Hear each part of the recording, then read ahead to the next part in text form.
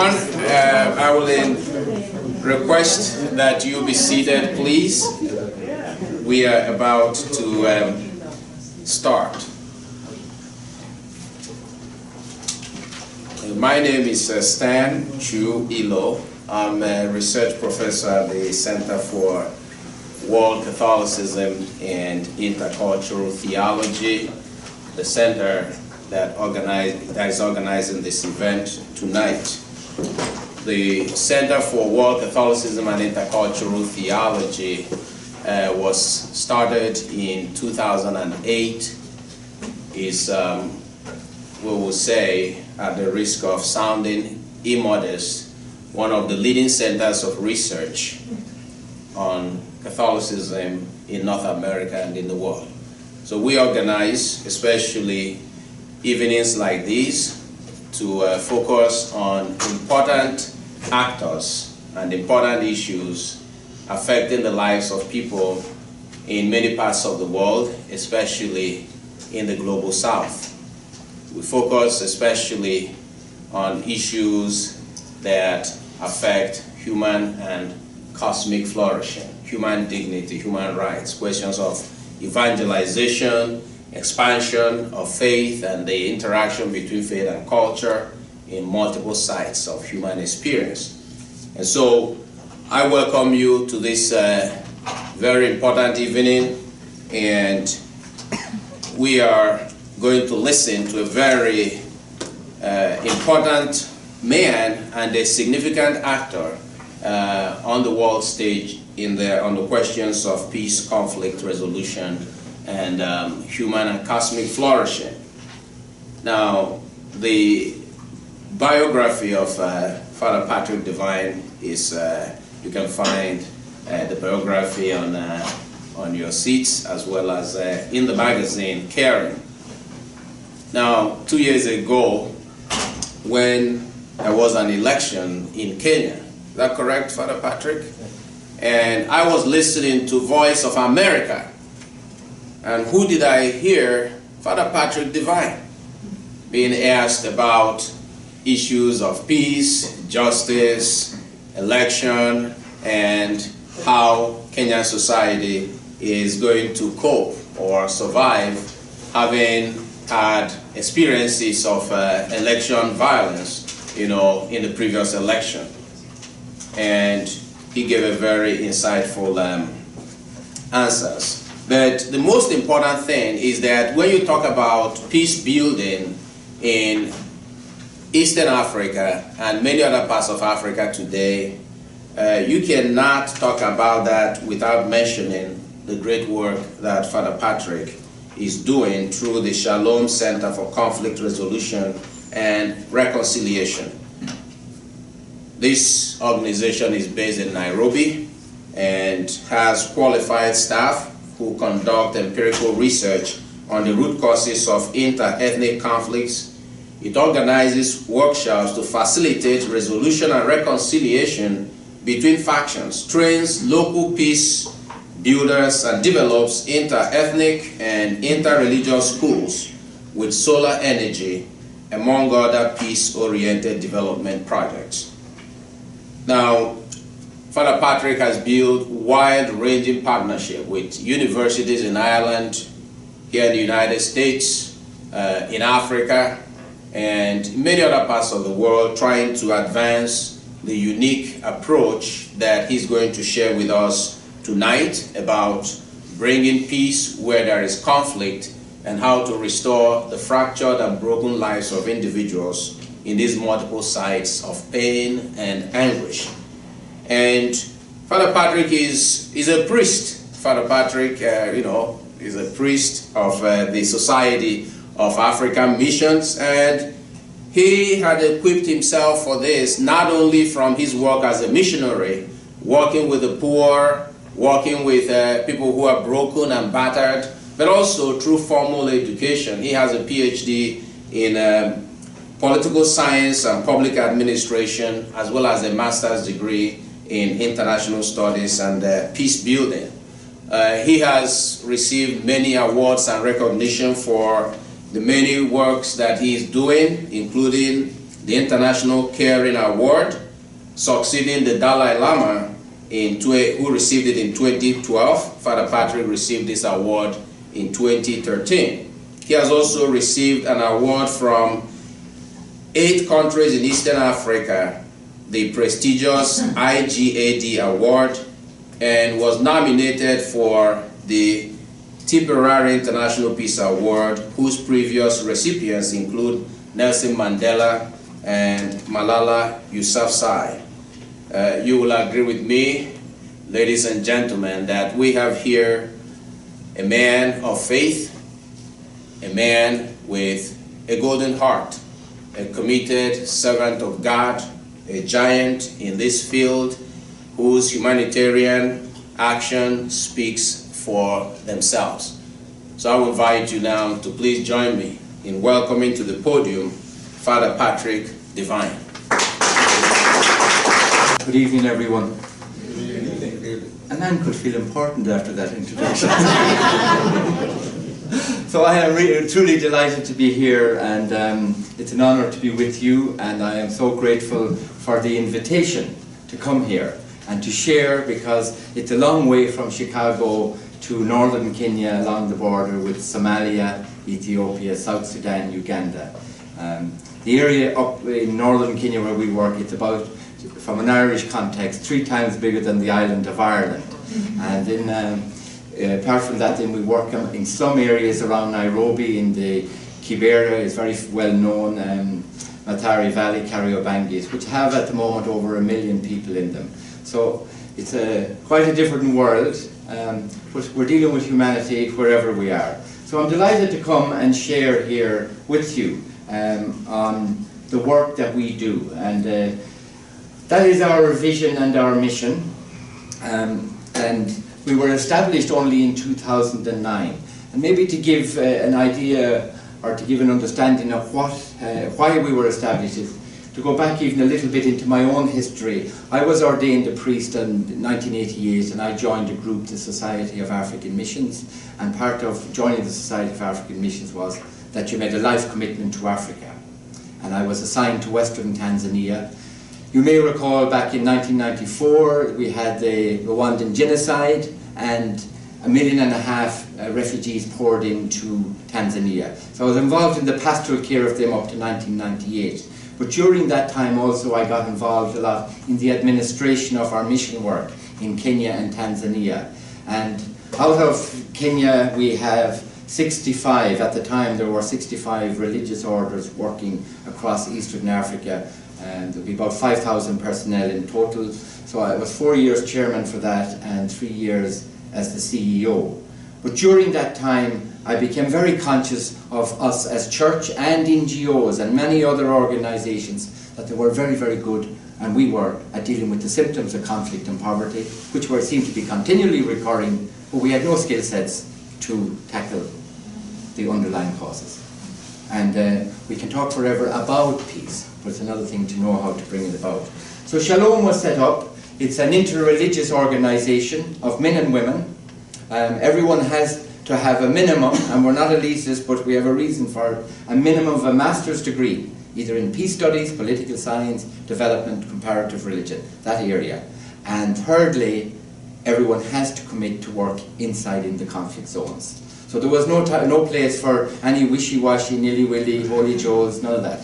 So it was all or nothing. We really wanted people, because a lot of our experience has been that you meet a lot of parasitical organisations that use a cause for other ulterior motives. So ours was definitely based on that, and that is the area we work. A lot of our workers up in the northern part, straddling the borders with Somalia, Ethiopia, South Sudan and Uganda. There's a little triangle up there on the northwest corner that's known as the Elemi Triangle. It's no man's land at this moment, and if you're in there, the people are really, really suffering to meet their basic human needs and actualise their potential. But that's just to give you an idea of the context where we work. Now I should have said it's dangerous to give an Irishman a microphone, you know? But I hope you all are able to understand my accent. And you can imagine what it's like speaking Swahili, because there's no English up there. So I am delighted here this evening. We have a Kenyan sister here, so Nimi Farahi Sana Kukuta, Karibu. So it's very good and to be here with you all. We'll keep an eye on this. So just to give an idea that our origin then was based on the experience of people being killed and maimed and displaced and radicalised persistently. And as you can imagine, relationships are severed between communities when this happens. And conflict memory, as you're all aware, I'm sure, has a memory that is alarmingly resilient. And it's moored in culture. And it's frequently endangered by distorted historical discourse. So some of what I am saying, you can relate it to your own context, no matter where you're from, locally or nationally, or even in the Western Hemisphere. And in those environments, it's very difficult to have any sustainable development because it's destruction of social infrastructure, such as in schools, hospitals, markets, and so on. And they periodically become inoperable. So we're robbing generations, not only of their future, but also you think of young people. Young people, or we often think of them as the leaders of the future, but young people have needs today that have to be met. So it's very important for their formation as young people. So that was one of the key things we were concerned about, not just about the future, but the present and the present generations, because sometimes we can think too far ahead and think always about the future, but it was just about now. And Africa has a very, very rich cultural heritage, and it needs to be preserved as well and in danger. And we know what extremism can do. We have watched it on television many times around the world, where Buddhist, Hindu, Islamic, Christian sites have been destroyed by people who engage in a radicalization of religious ideological extremism. This is typical of a village after an attack where we work. So this had over 2,000 people in it, just south of Lake Turkana at a place called Toom. Kawap is the name of the place, and that was a school totally destroyed, the whole population gone out of the village. So just to give you an idea of where we work. By the way, the Irish government, the minister arrived up, that's him on the right hand side, and they wanted to see how our methodology was working, and because this is in an area of conflict that had gone on for over 150 years between the Samburu and the Turkana. Now for 50 miles south of that at the moment, the conflict has stopped. They have opened the road between them, they have a joint market, and they have established 4 interethnic schools. But it wasn't based on a quick fix. It took 3 years, and I will explain the methodology as we go forward. So in Eastern Africa in general, some of the key issues are this geopolitical position. We have issues of international security. Somalia is in a very frail, it's in a very weak state. It's a weak state, and more than weak, it's almost collapsed completely, but it's been recovering, and of course we're dealing there with Al-Shabaab. And that also has repercussions within other countries. For example, within Kenya, there was a major attack on Westgate, which everybody heard about, Westgate Mall. 67 people were killed. But even since that, at Garissa, the university was attacked. And of 147 students, 61 were decapitated. And the rest, they had them on the phone and their throats were slit as they were forced to call their parents. So it was a terrible disaster. And Uganda has experienced some of these problems. From an American point of view, you're going back 20 years, your embassy has been attacked in Dar es Salaam and also in Nairobi. And there are cells, and you can imagine in slum areas, really poor settlements, it's easy to hide and it's difficult just to put your finger on exactly what's going on at times. Then the other thing we often forget is in these multi-ethnic states, they're made up of many, many ethnic communities. Kenya has over 40. Now that's, it's not easy. You think of Ireland, England, Scotland and Wales. It wasn't easy for those 4 to get on. But think when you have 40. And I think it's important to say here in terms of democracy and governance, ideology isn't a huge factor in countries like these. It's mainly down to, and I'm sure Sister would agree, down to ethnic mathematics. If you get enough of the ethnic communities, then you get the reins of governance. So you have issues of infrastructure and insecurity. They're a major problem in helping, and I repeat it often, people meeting their basic human needs and actualize their potential. The environment and security, which I'll try and mention, time permitting a little later, but just for now, it's often on an economic, for those who are in banking, it's the demand and the demand supply And the economics. Population is on the increase around the world, we all know that, and that's creating a huge demand on resources. On the other side, we have dealing with environmental degradation and with climate change and so on. And what's that creating? A supply problem. And then cross-cutting all of that, we have the disparity in the distribution of resources and even access to resources. So you just imagine that. And so you have a huge poverty level in our world and also in Africa that's affecting. Then we have the more recently, I would say, where it has become, particularly because of the media given attention to it, and it's coming to our eyes and our ears, this whole thing of religious ideological extremism, the radicalization dynamics and drivers, and I'll address that also as I go forward. But that's just to give you briefly, as much as I can, a context and some of the issues, the difficulties that governments face in governance in Africa. And I often say too, like when we often think of the problems in Africa, you know, sometimes people can be quick to negatively label things, but I love telling people, well, in my time in Africa and the history, they never had any wars like we had in Europe. Not yet. We had two of the worst wars in the last century. Rwanda, of course, was a bad incident, but fortunately we haven't experienced that, so we need to keep in balance. And you know, in your own country, in our own history, whether it be Ireland or America, we have had terrible civil wars, and even it still felt deep down in the culture.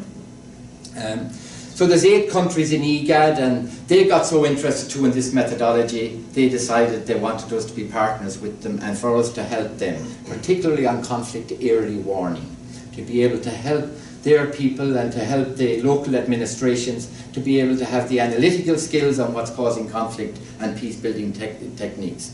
There is the Executive Secretary of IGAD, Ambassador Mahboub Malim, a wonderful man that's doing all he can to try and bring stability into Eastern Africa. Just in general, I would say from a Kenya perspective, that Kenya is so important to the stability of Eastern Africa. If Kenya went down, or to put it in layman's terms, I mean the whole of the stability of Eastern Africa would be affected. So in that sense, the stability of Kenya, the West keeps a close eye on it. And of course we have to bear in mind now, China and these other powers are really looking at the resources of Africa as well. So they're all becoming major actors. So the causes of conflict and poverty in Africa are sometimes internal, but often they have external dimensions.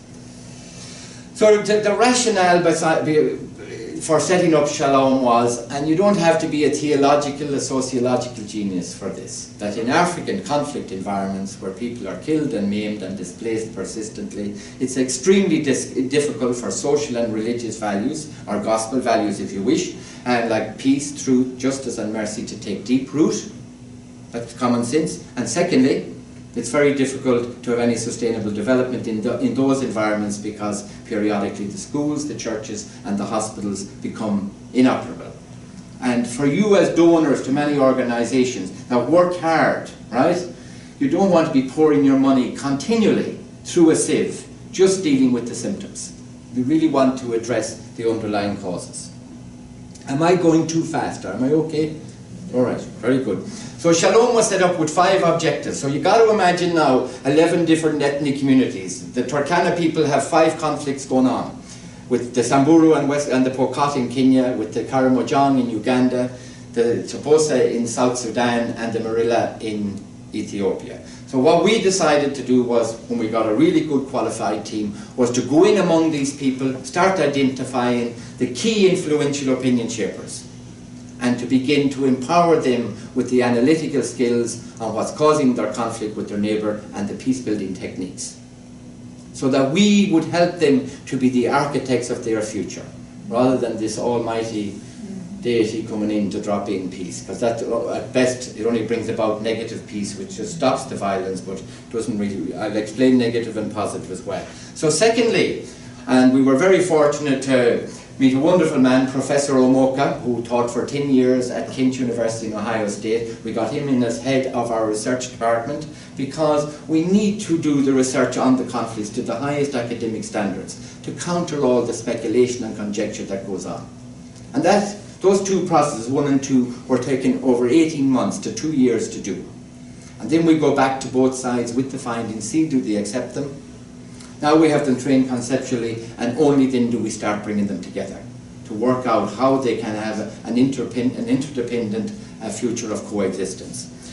Then, of course, there's a lot of institutions related to the government and to regional bodies, and we had a lot of wonderful people who had very little resources or means to exercise all their skill sets or academic ability, and to try and operationalize them, to motivate them into be more proactive. So it was very important to do that. Then, of course, we have plenty of religious organizations, churches all over the place who are working and doing good work, there's no doubt about that, and NGOs. But we found, as I said at the beginning, they were very, very inadequate in terms of the skill sets they had, the qualifications in regards to peace studies, development, and so on. So it was important. The danger is with church people, because we're all trying to, we say from a Christian perspective, following Jesus, we think we know everything about peace, you know? But I always love on Palm Sunday in Luke's Gospel, and I'm not a scripture scholar by any means, it stops on verse 19, chapter 19, verse 40. You know, Jesus entering into Jerusalem, Hosanna and all that, it stops there. But the next verse, 1941, I always remember it because of the Holocaust. The next verse said that Jesus looked down on Jerusalem and said, and wept and said, "If only today you would know what makes for peace." So we have been, since 2009, I wrote a letter to the Vatican saying that peace studies should be brought into all universities. That was me, a part of the Synod of Bishops for Africa in 2009, and I started teaching myself in 2010, brought in a course into Tangaza College, which is part of the Catholic University of Eastern Africa.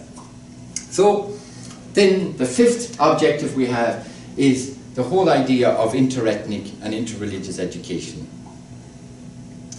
Coming out of the peace process, and you've got to see this working.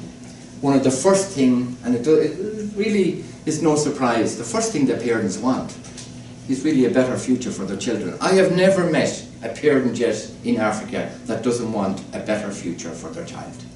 It's the most natural thing in the world. And the communities as well. If there's a way out, you are going to go through it if you can find a way out that looks realistic. Now you have to remember, in these communities, there's an average of 2 AK-47s per family. That's what, I mean, I have often done mass up there and there'll be 14 AK-47s outside the church. Now, why is that? And really it is because of the lack of institutions, of law and order, legal redress, medical and education. People have to protect themselves. And let us not have any illusion about ourselves. If we took the Chicago police off the streets of Chicago for a month, all hell would break loose. Well, I don't even know if it would take a month, but 2 weeks might do it. You know, people would be looting and robbing and so on, and the next thing, people would be arming and setting up ghettos. So that's how close we all are as humanity. So overall, our process is in terms, you have to imagine manifest violent conflict, the direct killing and maiming and displacement. Our first thing is to, through research, right? Through research, through training the people with analytical skills, a conflict transformation, to move them first to a ceasefire, to a conflict settlement, which only brings us to negative peace. Now, I don't know if you're fully aware, this is a lovely phrase, negative peace is only the absence of violence. And we often use it in religious communities when the priests aren't talking or the nuns aren't talking to each other. We say, there's a bit of negative peace there, you know. Or it could be in a marriage too, you know. There could be a little bit of a low moment, you know, and where you may have that, or whatever, or a relationship. But it's not enough just to get to negative peace. We have to really move negative peace to positive peace, and particularly through development and really helping the people to be the architects of their own future. And that process moves us to positive peace, where all sides become mutually interested in the well-being, the security and development of each other. And that is really reconciliation. And that is what we strive for with the people. And of course, after the initial trainings, which we put in 2 years, 3 years, they are striving for it. And ultimately, you could describe reconciliation in 3 concepts. One is acknowledging the past. Secondly, reframing the present. And thirdly, envisioning a future of co-interdependence. Basically that. So acknowledging the past, reframing the present, and a future of coexistence or interdependence. So that's just the base model that we work on.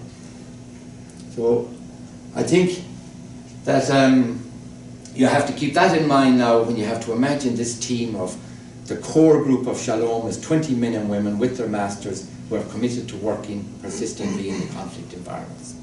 Now we're also dealing with the issue of religious ideological extremism. And I did a paper before Christmas that was published in the Journal for Mediation and Applied Conflict Analysis on this issue. And there's so much misunderstanding sometimes about the concepts concerning terrorism, fundamentalism, and extremism, that I thought I'd just do a little bit on this, very briefly, to understand. We are all entitled, every one of us, in a good democracy, to have disagreements on fundamental perspectives on issues. Nothing wrong with that. It's very good. Progress comes where there's disagreement on fundamental perspectives. That is very good. A good radical idea that wants for progress or radicalization, radicalism isn't always bad if it's a positive thing for the community.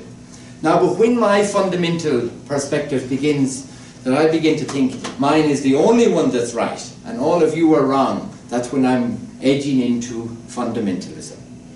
And maybe you can relate this to your own issues going on in the States at the moment. So the next thing what happens then is there's a danger of that getting further negatively radicalized, right? And the media has a big part in this as well, so we have to know this. The next thing, we become non-violent extremists. And I'll say it now, and I may have a slide after, so I won't repeat it. And then you meet a non-violent extremist. He doesn't even want to listen to the other side. Not only that, he thinks the other side shouldn't even be given an opportunity to be heard. He should be nearly wiped off the social, political narrative, the map that's going on what are the issues. So we have to keep an eye on that at all times, how that develops.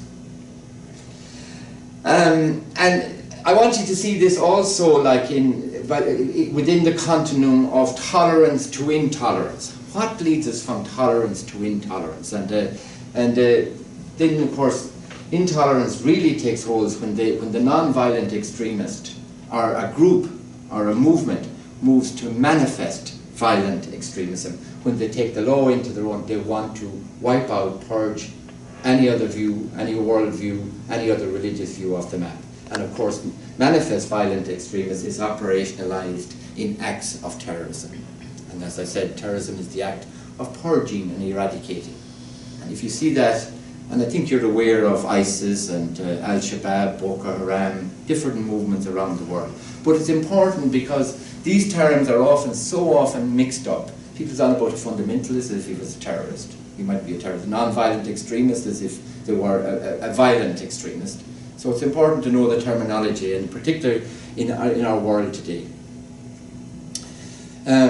And then, as I've said this already, that within a framework which upholds democracy and respect for human, a tolerance towards a multiplicity of fundamental perceptions on issues which do not advocate violence is expected. It's healthy.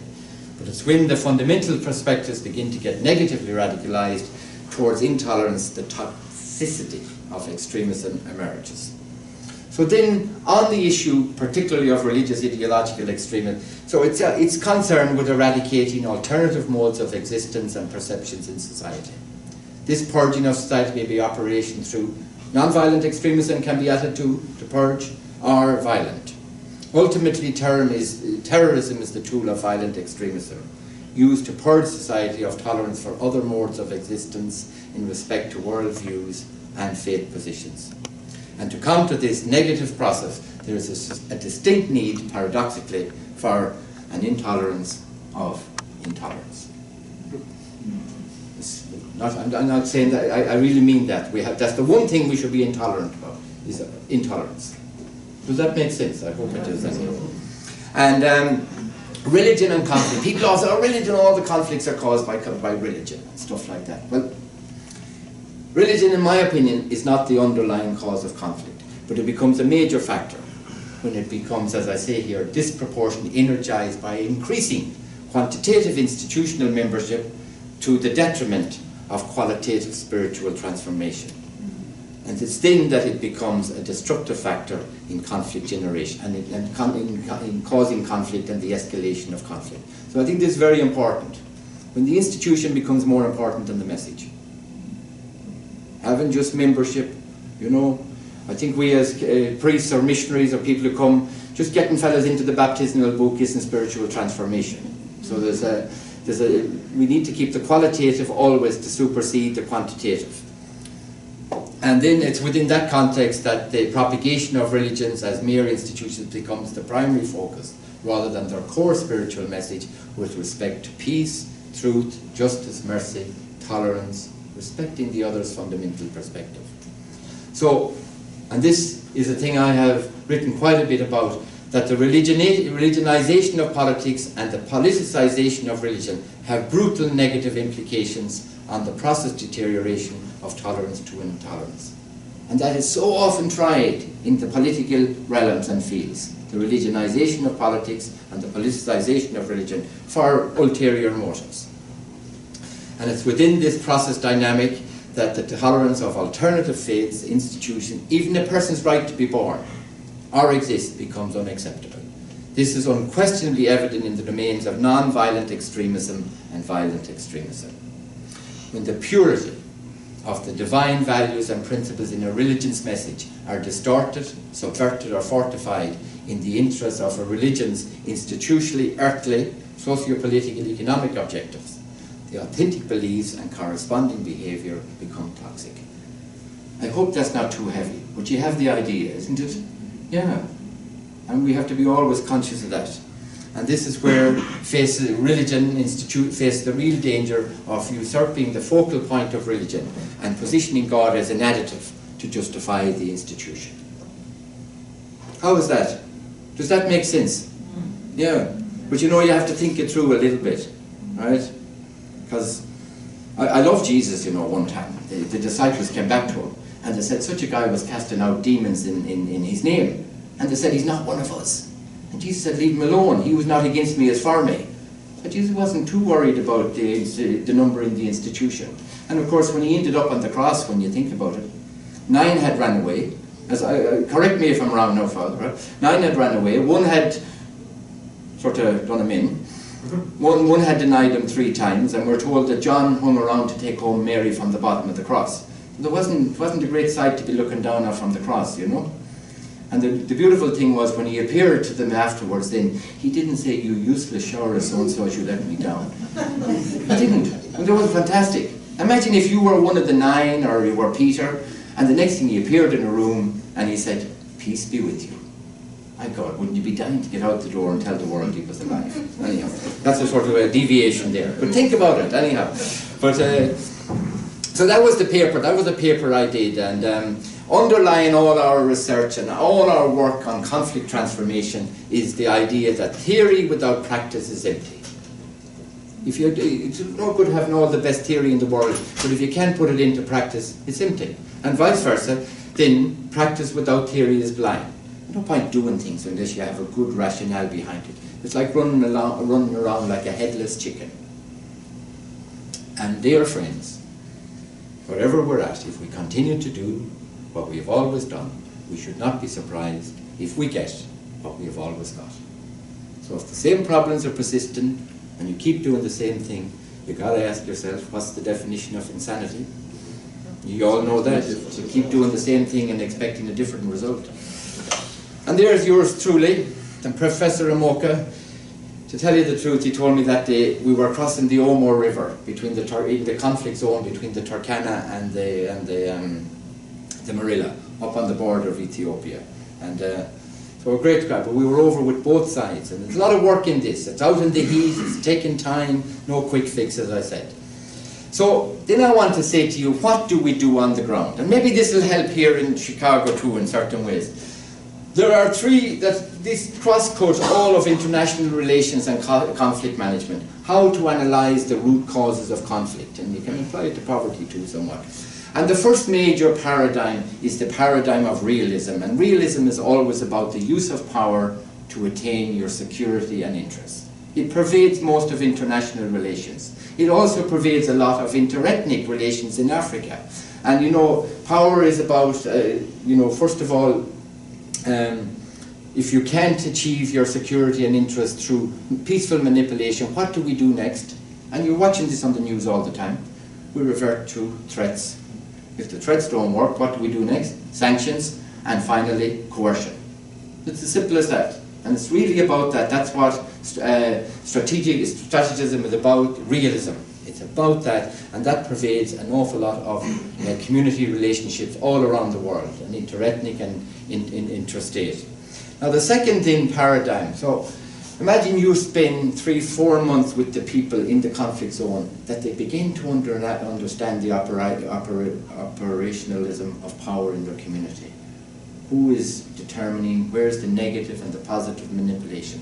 Then the second way of understanding is that if you're in a conflict environment and there's no institutions of law and order, as I mentioned, legal redress, medicine, to help people meet their basic human needs, no one to defend them, well, it really leaves it open to chaos. So you have to look at the structures, the lack of institutions, and that help people to meet their needs and actualize their potential. The actualization of potential is so important because everyone wants a better future. Every generation that comes is trying to have a better future for their children. And Galton was very, very big on this.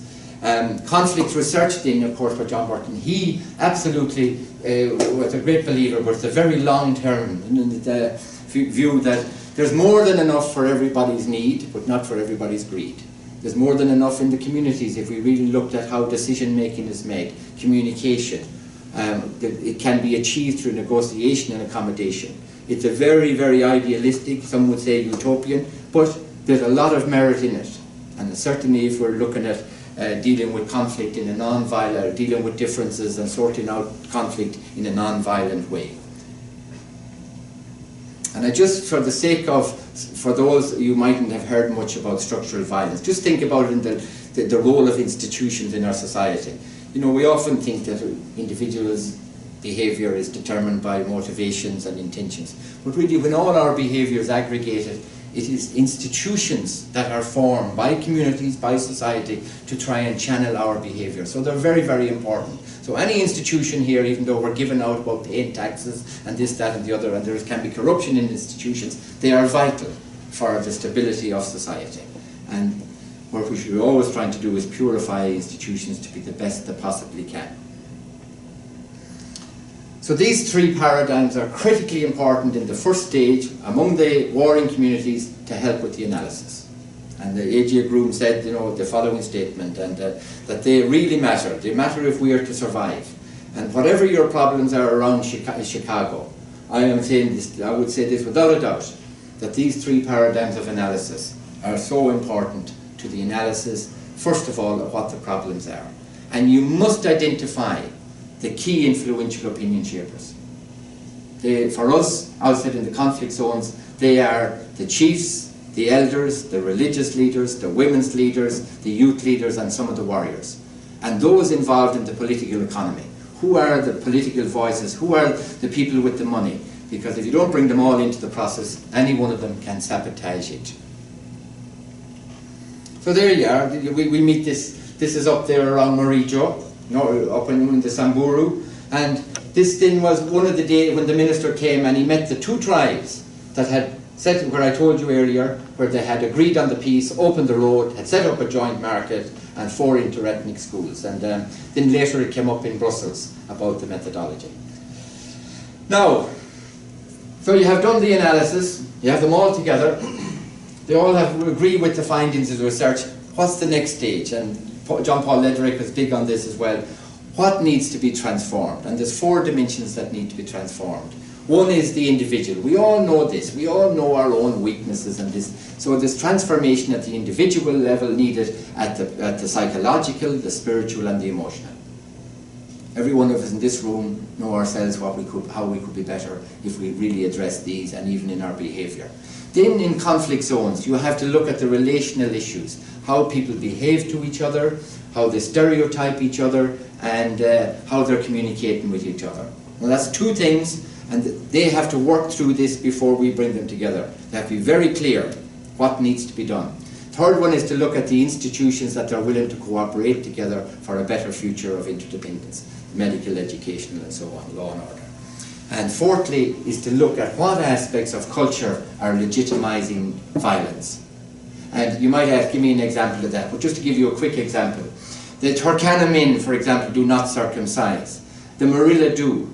They get circumcised in their early teens, but they're expected to go and prove their manhood.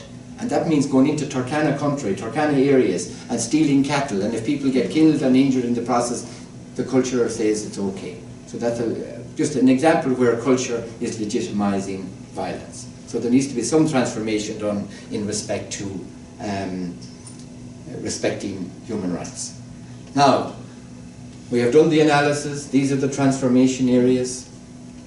It's all done in Swahili and some of the local language. The next thing is to understand what reconciliation is. I said earlier to you, reconciliation is about acknowledging the past, reframing the present, and envisioning a future of interdependence. There are four. If there was a square table here, and we put a lovely vase of flower in the middle of it and said that vase of flowers is reconciliation, what needs to be done to get to there? First of all, we need to get to negative peace, to get a ceasefire, to stop the violence. That is so important. Now, you're bringing your two sides together, their leaders, their representatives, so we have reached the negative peace.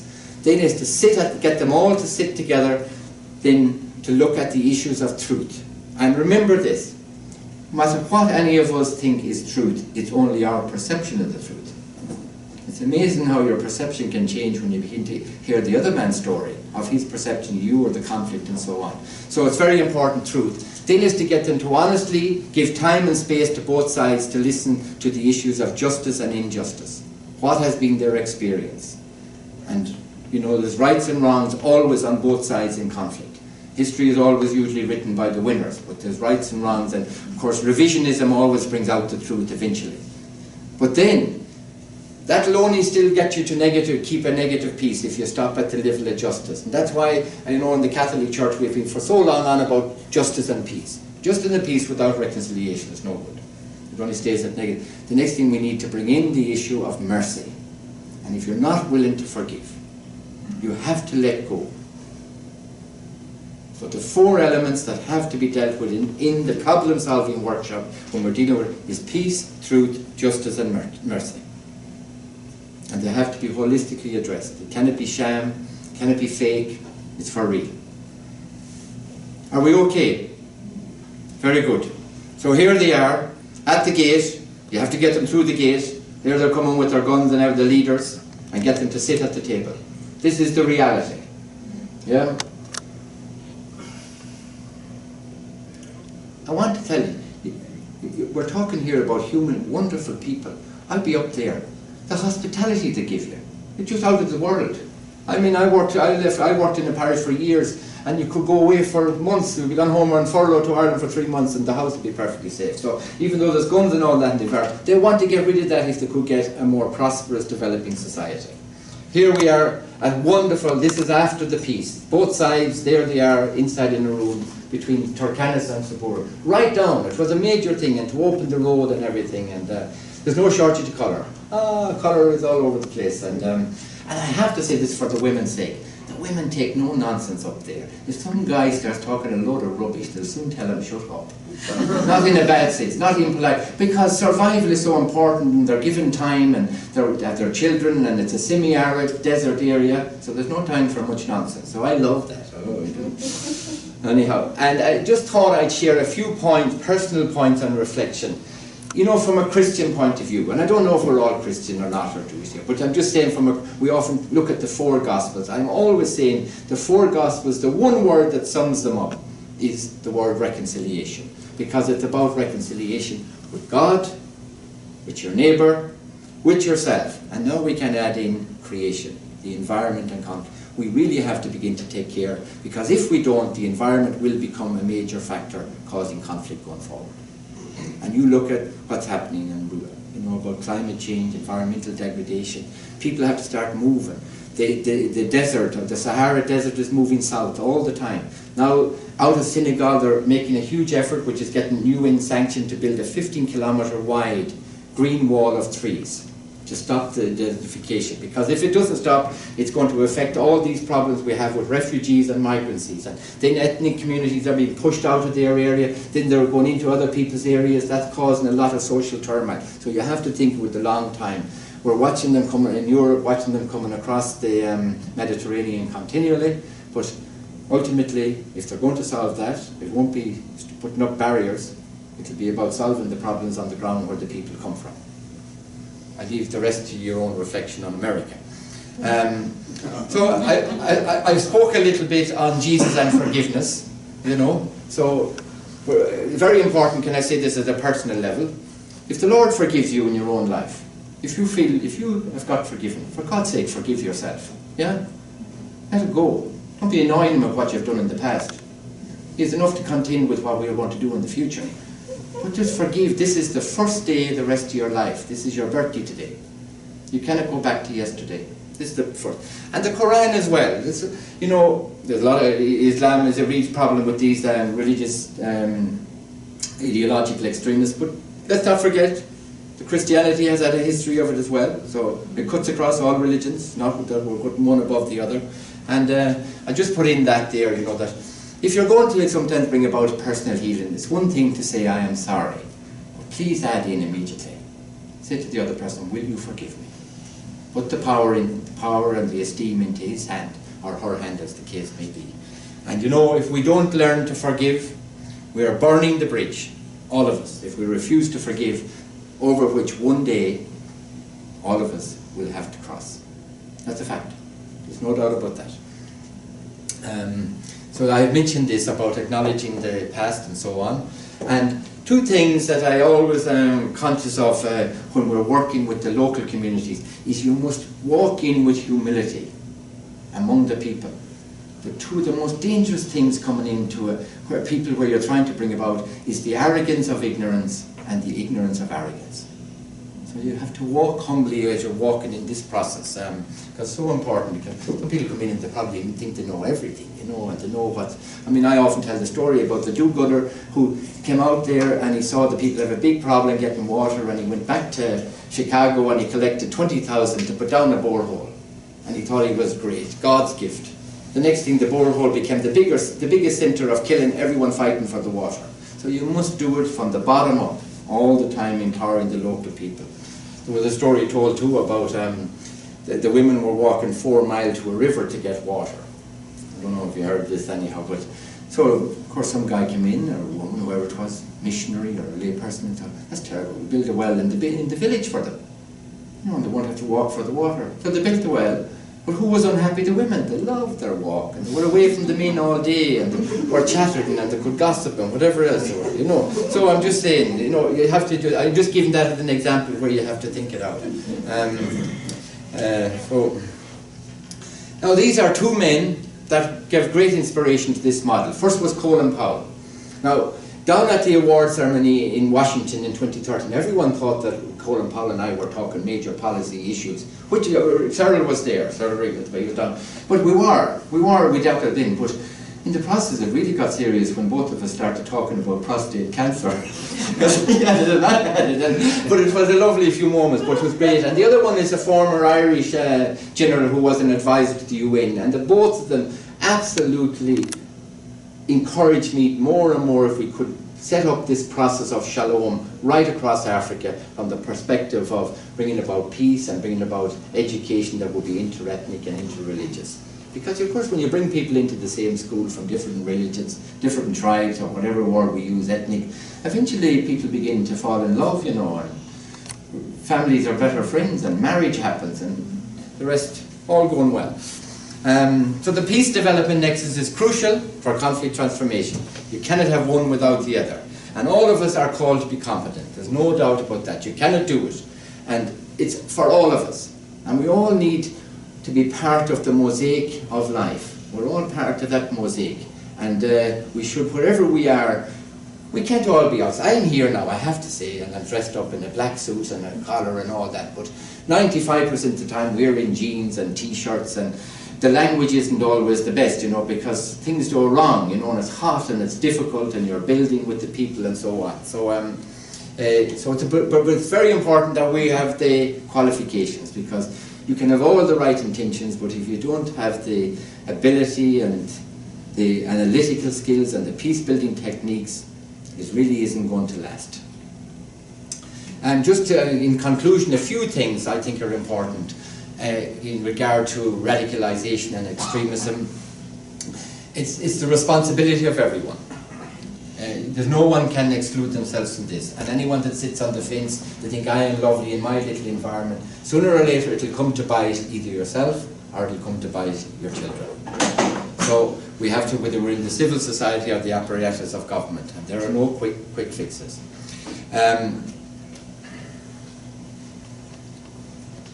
So we're not called to abandon the true claim of our faith, nor our ethnic identity, or our political convictions.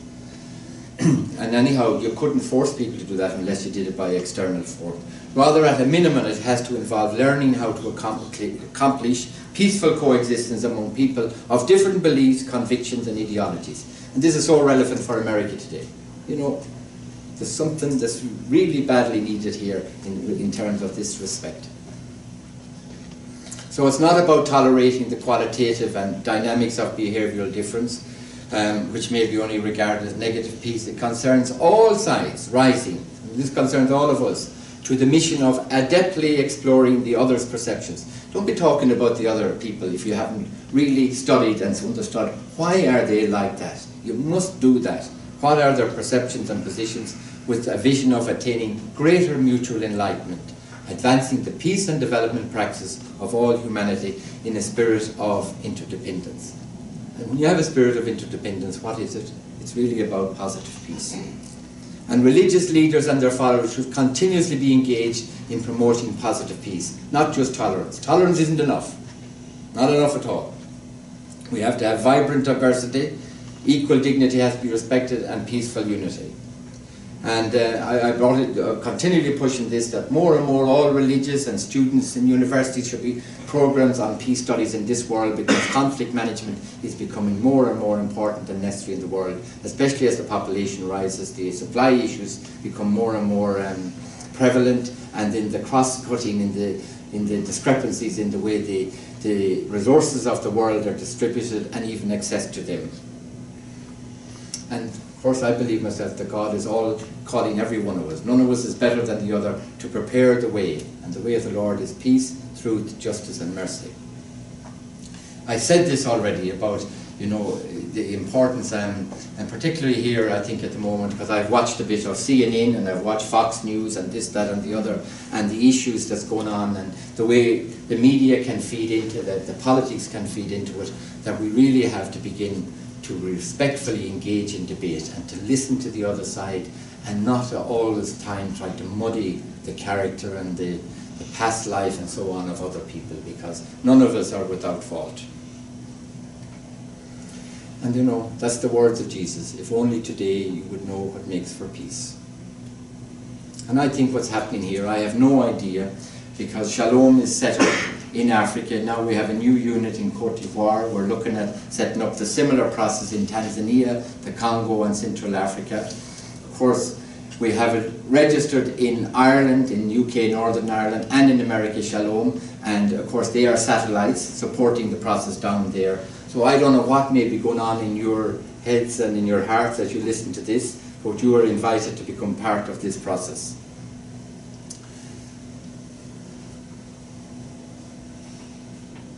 I think, you know, from a religious point of view, they have to remember the message is more important than the institution. Very wrong if they get it the other way around. And then schools of journalism and media need to insist on an objective, factual narrative, countering, you may call it fake news. In my opinion, what's called fake news is really, it's not totally fake, it's only just half-truths. You must be wore out sometimes trying to work out the truth between the lines, you know. But I think, but sometimes it's mendacious, and it's have a devastating processes. And when we're getting that type of media, you know, one time, I don't know, maybe I'm 57 now, but one time I listened to the news and you sort of got the facts, you know. Now you get an opinion about everything. You don't know whether it's true or not, and then you're told it's a reliable source. That could be Jack up in the clouds or somebody, but you know, we have to look at that, because what happens then, we end up with lunatics sometimes, for the want of a better word, which also have to be forgiven in due process, is that go into Pittsburgh and kill those people, or somebody else send letter bombs around the place, or somebody shoot a guy playing a game of baseball or whatever. And I'm only just hearing this from outside in Africa. We have the same problems, you know. It's a bit difficult with the human psyche, things do happen. So when institutions become the God-sacred center, then violence will seek justificatory arguments, defending cases ranging from those. So the students often used to ask me when I'd be teaching in Nairobi, give us an example of how the institution become more important than the message. So I used to always say, well, rather than just go into the conflict zone, I said, look at what used to happen with child abuse cases. There was an effort to cover them up, and it was all about protecting the institution, and in the process the message was being sacrificed. The dignity of the child, justice, human dignity, and so on. Doesn't it make sense? And you know, as one Irishman once said, he said, there was so much crap put under the carpet, eventually the carpet did hit the roof. So, you know, so we just want to, we want to be always, if we're really faithful to the Lord's message of peace, truth, justice and mercy, that takes priority. We should never sell our soul to any institution that sacrifices the truth of the message. So we have to be careful of the podiums as well. So this is really a thank you from African, because you've all been involved. I don't think there's very few people, you know, new friends here. You know, I want to say hello to Patrick Devine. How are you, Patrick? I'm great, thank you. You know, I've just said it was incredible to come across a Patrick Devine in Chicago. You know, and sitting in front of him is Donna. Donna O'Rourke came all the way up from San Diego. And she's been very involved with us in Africa, and she was 80 there. And I know you'll probably, but anyhow, we celebrated it 5 nights in a row one time. So a happy birthday to you too, Donna. But and to all of you who are here, and you know, Sarah went to school with me, and Kathy, I met her over in Maynooth back in 1983. And I worked in construction in New York, and I played football. I don't know how I ever managed finally to become a priest, because the Lord had to pull me all the way into it, you know. And but I'm really glad that it has developed the way it is. And I always finish with this, just to finish it. And it's a beautiful line. And I'd love if somebody else would read it out. Huh? Would anyone volunteer to read it out? Up here, Tom. Read it. Yeah, Tom. Just, because I'll have a sip of water, actually. Our deepest fear is not that we are inadequate. Our deepest fear is that we are powerful beyond measure. It is our light, not our darkness, that most frightens us. We ask ourselves, who am I to be brilliant, gorgeous, talented, fabulous? Actually, who are you not to be? You are a child of God. Your playing small does not serve the world. There is nothing enlightened about shrinking so that other people won't feel insecure around you. We are all meant to shine as children do. We are born to make manifest the glory of God that is within us. It's not just in some of us, it's in everyone. And as we let our own light shine, we unconsciously give other people permission to do the same. As we are liberated from our own fear, our presence automatically liberates others. Beautiful. So I think that's a great piece, and you know, we should carry it. What we are going to try here in America and in Chicago is set up a support group for Shalom as well. And last year we had 2,094 people in training. That's in the conflict environments. We did 83 workshops, 56 projects resulted out of the peace process, 45 were schools, 32 primary, 13 secondary, and 11 others dealing with medical, water, human trafficking and so on. But that is what we're trying to do, and we invite you all to become part of the Shalom family. And if you have any ideas how we can set up a support committee out of Chicago, welcome to the family. You're so welcome. A few points just to finish, Dan, is as you go forward, for those of you who have a political mind, I always say this, that you have to always deal with the tension between the right short-term politics, the best short-term politics and the right long-term policies. That's the tension that democracy brings to us, you know. We have to also acknowledge here this evening, and I want to say this to the people of America, sitting here. In my experience, if it wasn't for the United States of America, you could not count how many disastrous situations would have got totally out of hand if it wasn't for the intervention of the United States of America. And that is a fact. You have a difficult position. You're the superpower. You're damned if you do and you're damned if you don't. But it is a fact. And I've seen it in Kenya, I've seen it in different places over the years. Only when America raised and began to raise their bark did action happen, and major violence was prevented. And that happened in Kenya, particularly in 2008, and in other countries. So be very proud of America. And there's no better alternative on this planet as a superpower than the United States of America. That is the fact. And so I want to say thank you very, very much.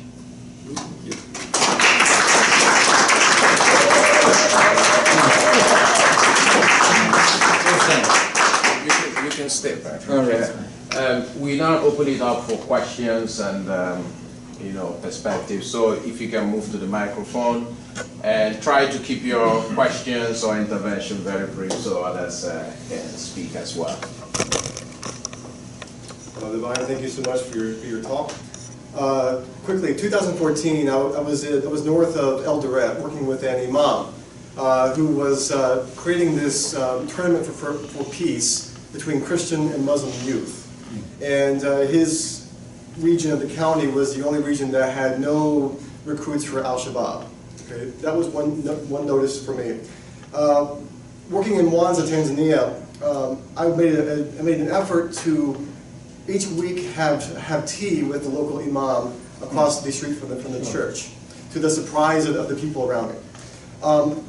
Those two things are in my focus with this, because I'm going back to Tanzania and to work in Dar es Salaam.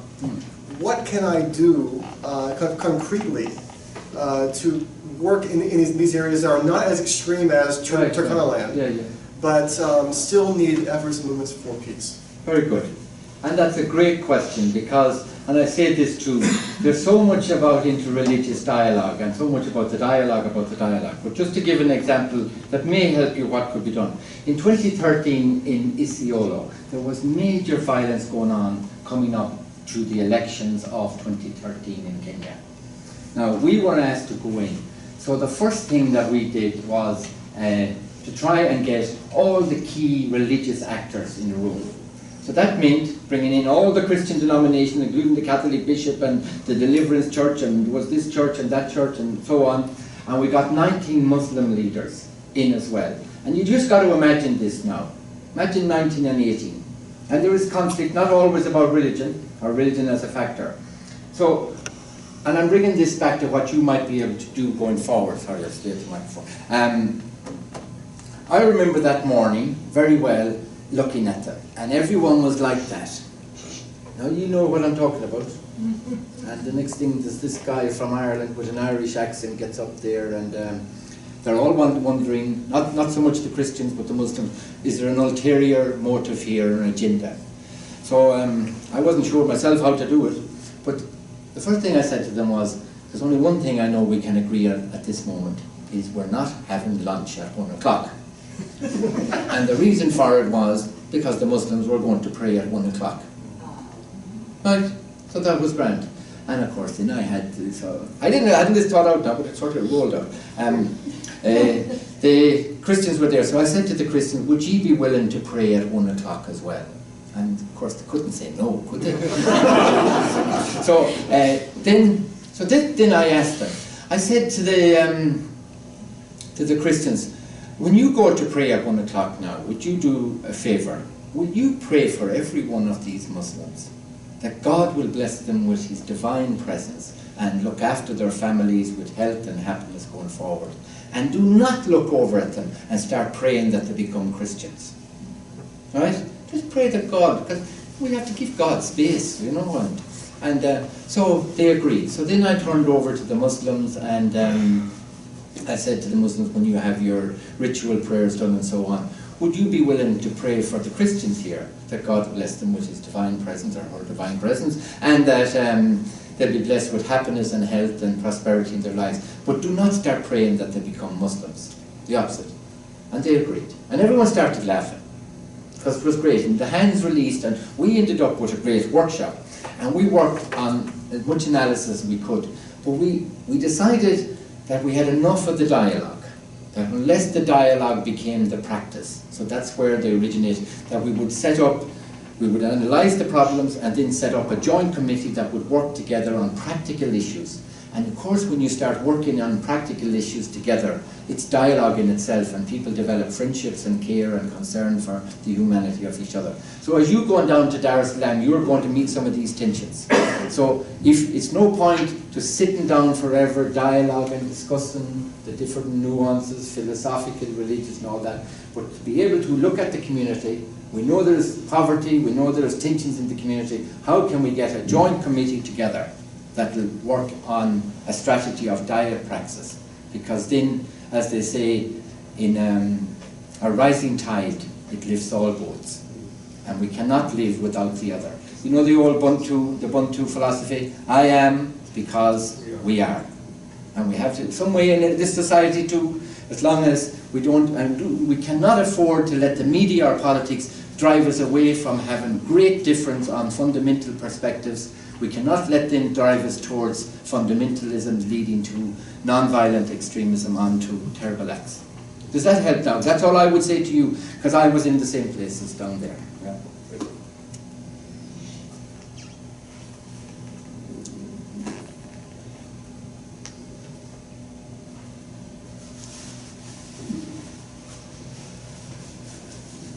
I'd be happy if you're happy. Tom.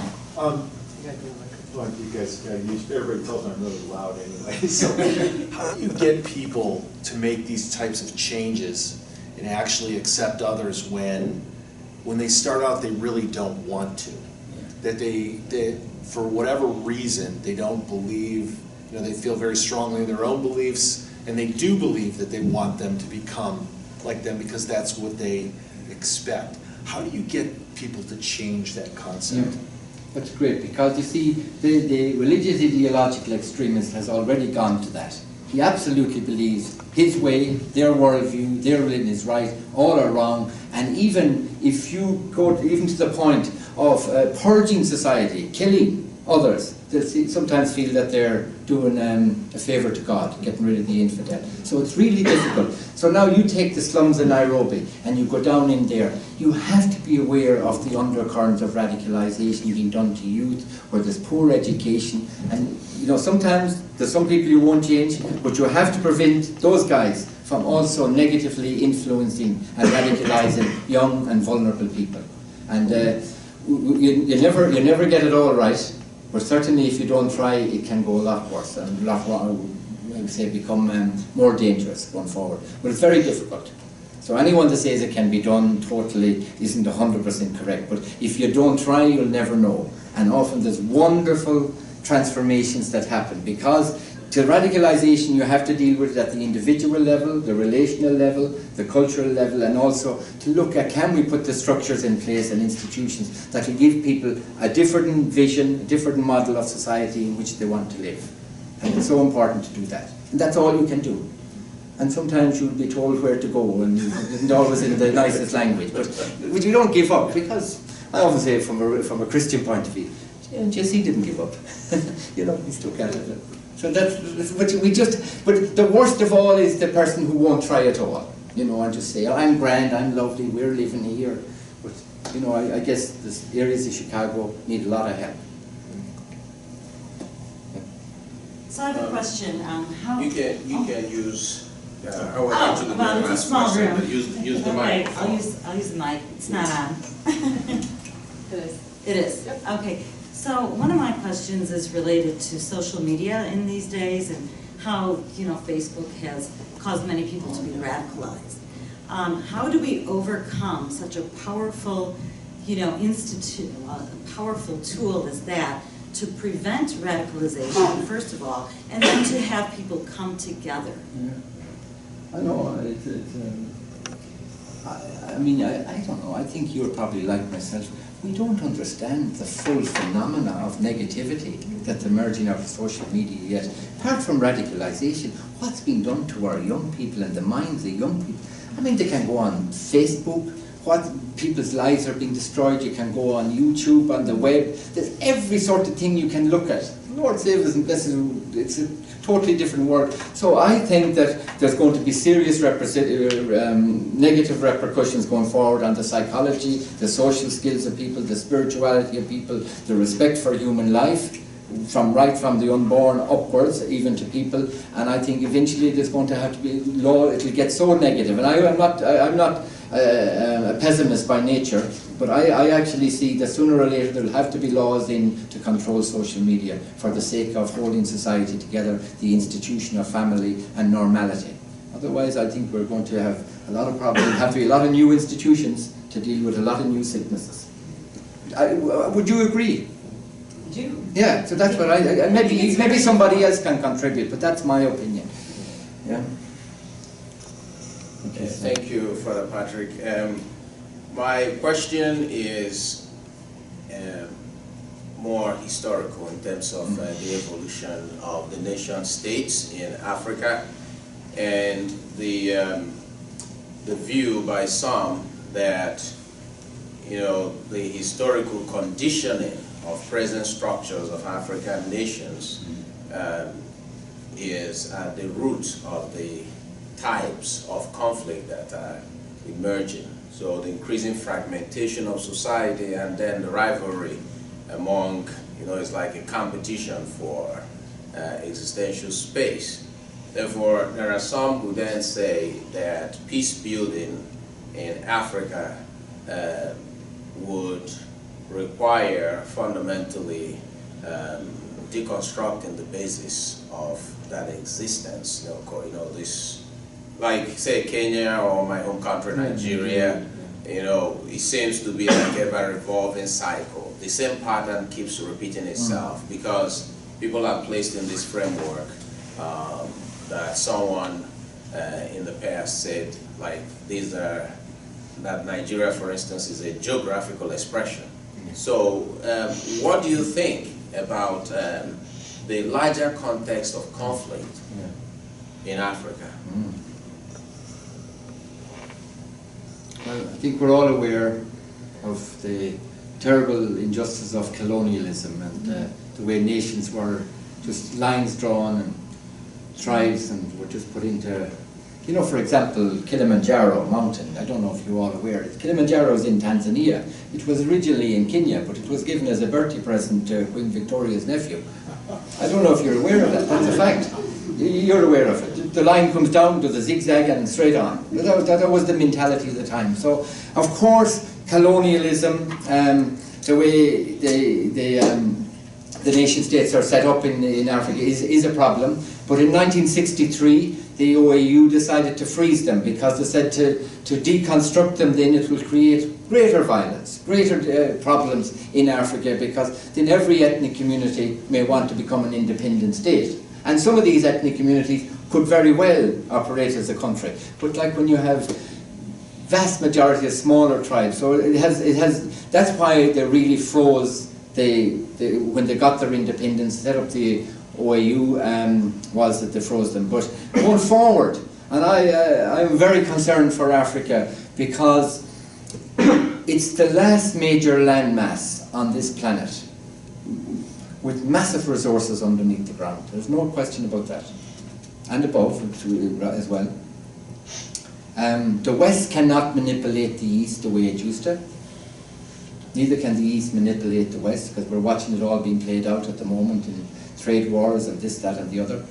But Africa can be manipulated because it has weak institutions, and it has, in my opinion, a lack of patriotism in a lot of countries where the leaders would sell out. We have Stan, you're from here and you know what I'm talking about.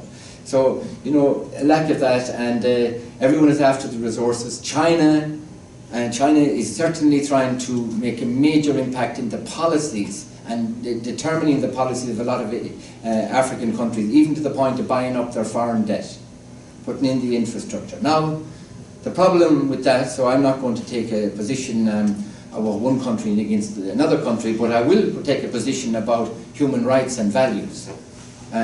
China hasn't a great record on its own human rights, and one of the big problems in Sudan, for example, is that there's been massive abuse of human rights to people in Sudan. But every time it comes up at the UN Security Council, because China has a veto, of course nothing can be done. So going forward, I think there will be quite a bit of conflict that will be externally driven, and hopefully Africa can move forward rapidly with its education system, because education is critical to the development and to the mindset of where they develop their own patriotism as well. Not in just a national sense, but a regional sense as well. So that'll be my position on it. There is a baggage there from the past. I have said it in a paper, one of the worst forms of terrorism ever inflicted on people was colonization, where people came in and took people's countries, their lives, enslaved them, this, that and the other. We can't deny it. We are all part and parcel, you know. But at a certain point, we can't keep blaming the present generation for the sins of our fathers. But we can, in some way, make things better for what did happen in the past. Is that Stan? That's about it, if I'm hearing you right, because there's no denying, you know, in terms of the construct of the nation states, the negatives. Yes? I had two questions or curiosities. Can you, it's being recorded, so that's why we're using the microphone, so it can be captured. I don't want to be recorded.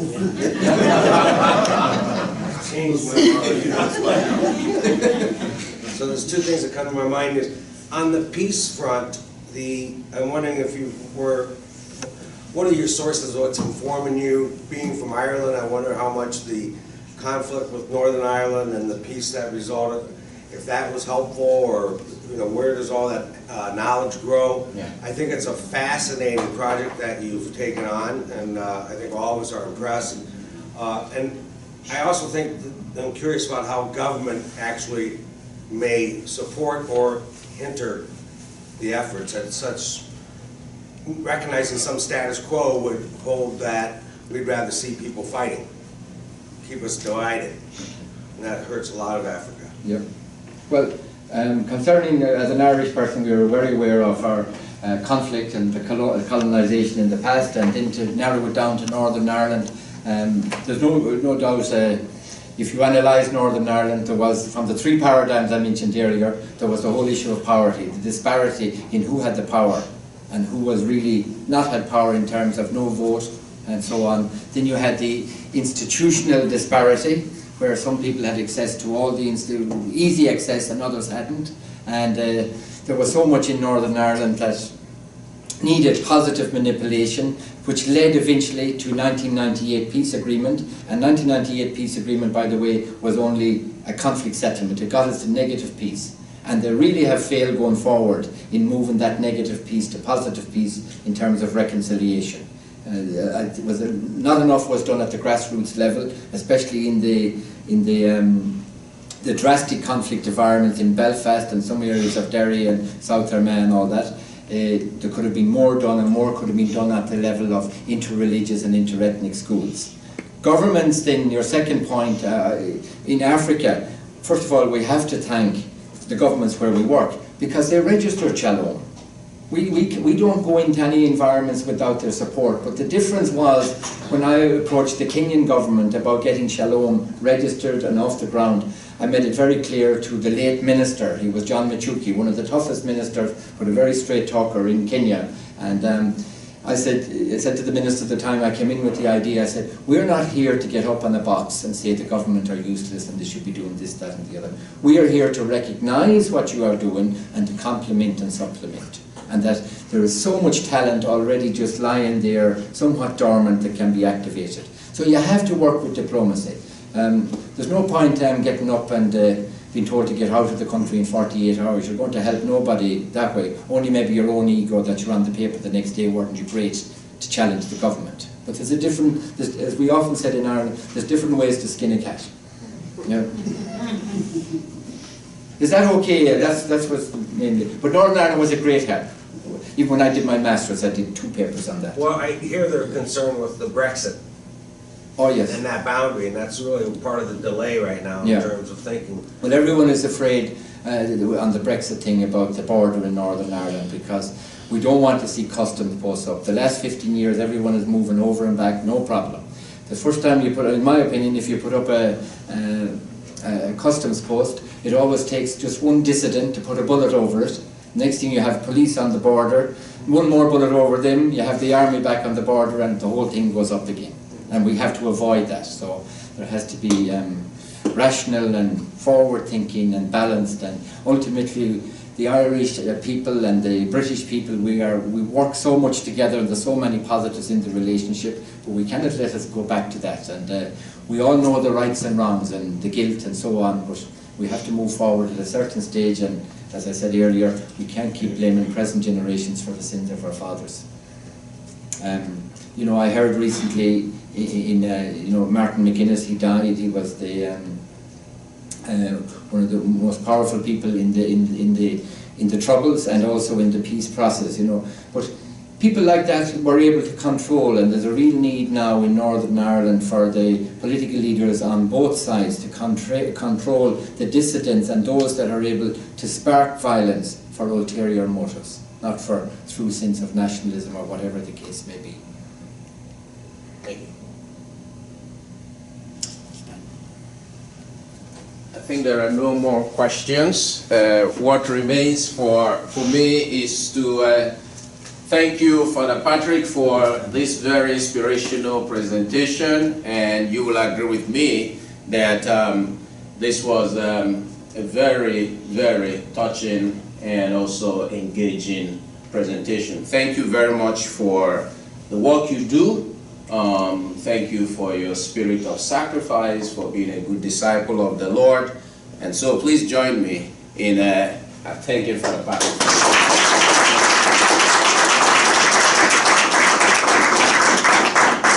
And we will encourage you, dear friends, to we have our evaluation just to get your feedback, and if you have not signed up to our mailing list, we are like a community, a family here. We'd like to be in touch with you about great presentations like these that are forthcoming. So, and again, thank you. We know you had other things to do this evening, but you decided to come and spend your time here with us. So thank you for being here. And Father Patrick. Just two things. First of all, my work, I love it. It's no sorry. I have a great time. I want to tell you that. I wouldn't be feeling too sorry for me at all. But Stan, I am so grateful. And this is a painting from Kenya by a Kenyan artist up in, I'm sure, up in northern Kenya. One of the so we'd like to present this to your institute here on behalf of Shalom. So here it is.